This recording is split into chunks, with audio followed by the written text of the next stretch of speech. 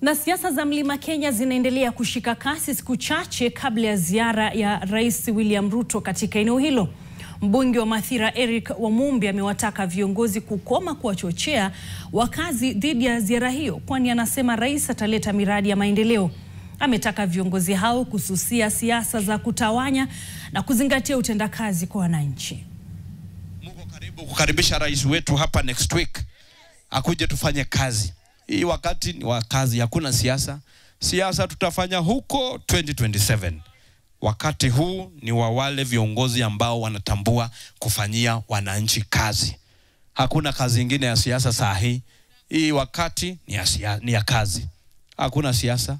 Hii wakati ni ya kazi. Tutengeneze barabara. Wananchi wanataka barabara.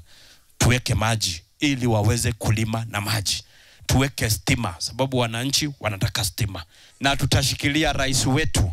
Tufanye kazi, siasa tutafanya huko mbele, haijafika. Ikifika tutapanda juu ya gari. Tutapambana, tuweke viatu mzuri ya kufanya siasa. Wakati huu tushindane kwa kazi.